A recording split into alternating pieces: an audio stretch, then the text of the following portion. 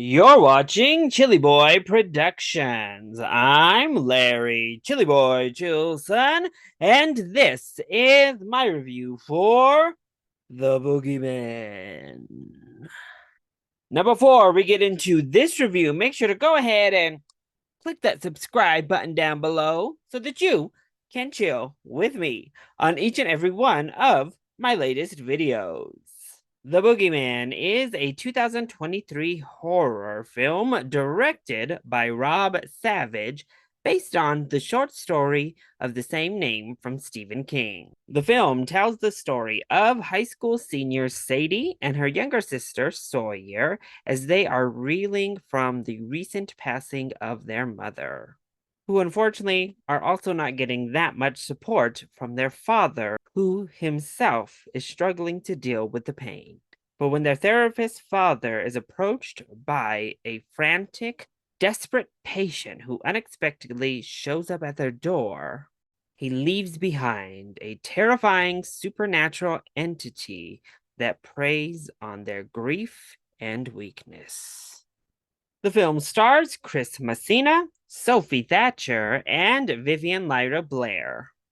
Boogie till you just can't boogie no more. That's kind of how Hollywood's been, right? Just keep boogieing until you can't boogie no more.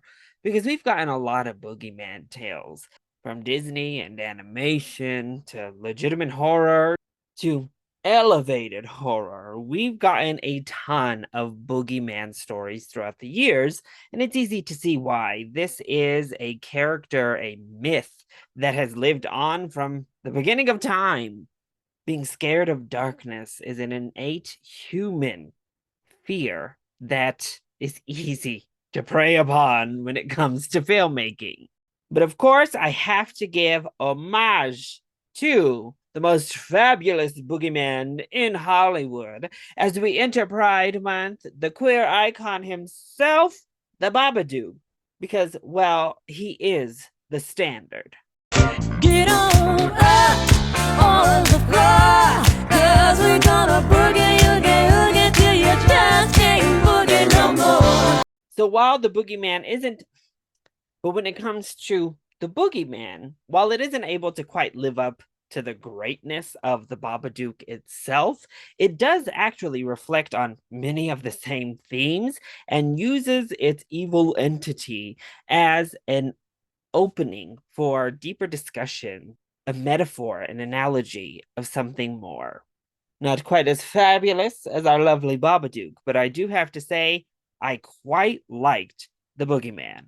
So let's go ahead and jump into the positives first. Well, I just touched on it. Easily my favorite aspect to this film is that although it is very horror forward, there's lots of scares, there's lots of bumps in the night, at its core, in its veins, its main focus is actually on grief and handling grief, processing grief. And as you're watching, the boogeyman is very clearly an allegory for grief and the darkness that brings. How all-consuming that feeling, that hopelessness feels, can transform into. And it's done actually quite well, particularly in the first act, as we're just unveiling this boogeyman and we're processing grief with the family. And really, throughout most of the film, it does work as a nice discussion point.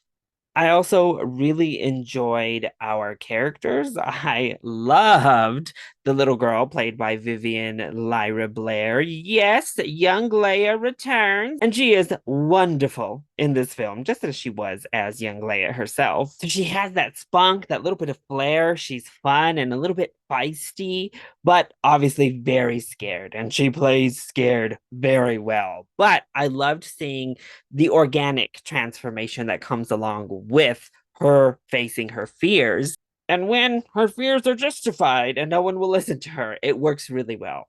Chris Messina is wonderful, as he always is, though he doesn't get a lot to do. His character has a lot to unpack. I just don't think they quite spend enough time unpacking his stuff. But let me just say, I was watching this film thinking, wouldn't I like to be your living nanny, Chris?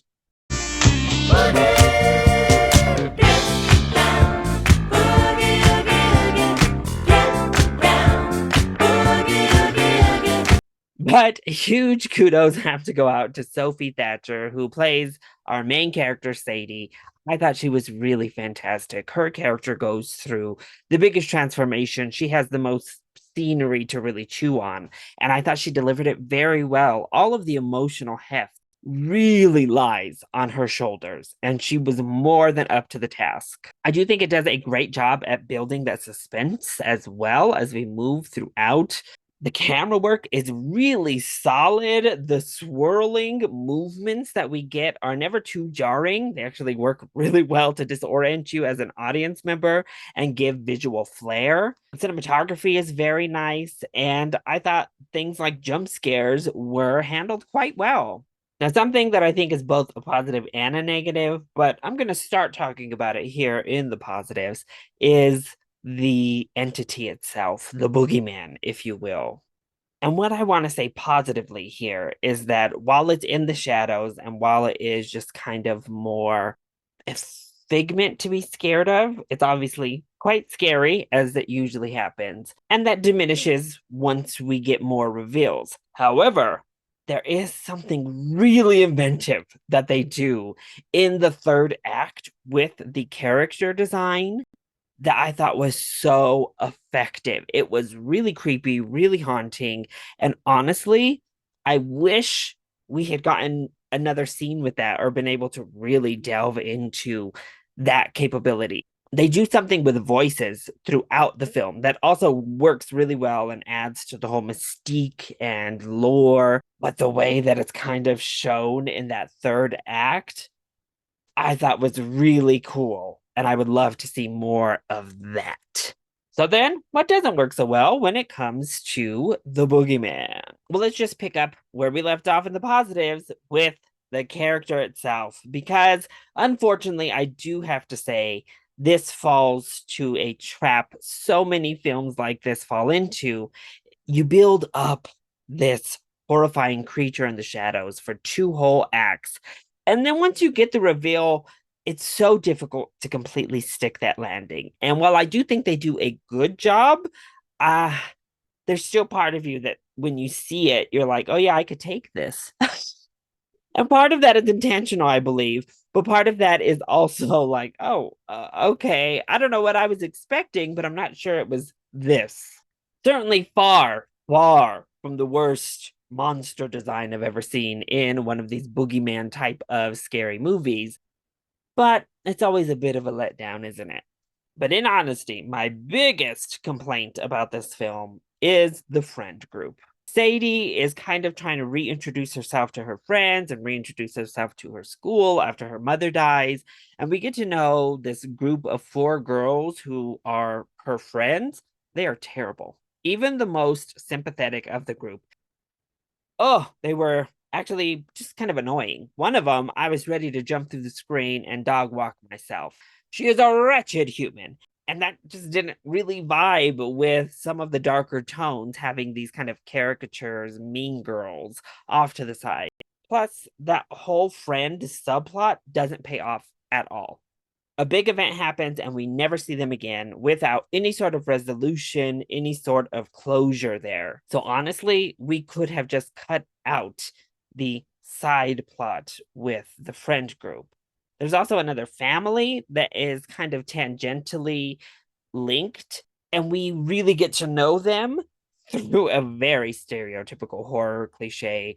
Our main character getting evidence and looking up all these details about either cases or a person online and going to do like investigation work. It wasn't really needed, to be honest. And that character adds a little bit, but not enough. I think we could have expanded on that. And I think honestly, expansion is the name of the game when it comes to the negatives, because the father here, played by Chris Messina, has a lot of baggage, has a lot to unpack and really get into, and we don't. They just barely scratch the very tippy top surface of what's going on with that man. And there's so much going on there. So maybe just add 10 extra minutes, and I think most all of these negatives are wiped out because it's at a nice, easy breezy hour and 38 now, which is a great time for a horror film like this. I have to say, it does not overstay its welcome. But an hour 48 is still a pretty reasonable time for a horror film of this ilk. So overall, I actually really enjoyed The Boogeyman. I love what it has to say about grief. I love how they used the boogeyman as this metaphor for depression and darkness, ever consuming darkness. It really worked well. And it makes the end battle with the horror and it makes the end kind of confrontation with the horror monster hit that much harder and work that much more for me. It is PG-13, so if you're someone who goes into horror films only for blood and guts, this is not really the horror film for you. There's not blood and guts, but I think it delves into the characters, the family dynamic, and its messaging so well that it overcomes some of its horror shortcomings. So if you are in the mood for a spooky time at the movie theater this weekend, I think you should definitely give The Boogeyman a chance. Go in with an open mind, and I think you might just like what you see. So that is my review for The Boogeyman. I hope you enjoyed it. If you did, go ahead, click like down below and subscribe to the channel so that you are always up to date on all of my latest videos. Also, join in on the discussion. Are you excited to see The Boogeyman? Let me know all of your thoughts either in the comment section down below or you can hit me up on Twitter. I love you all so much for your continued support. Mwah. Thank you for watching and we'll see you next time. Bye.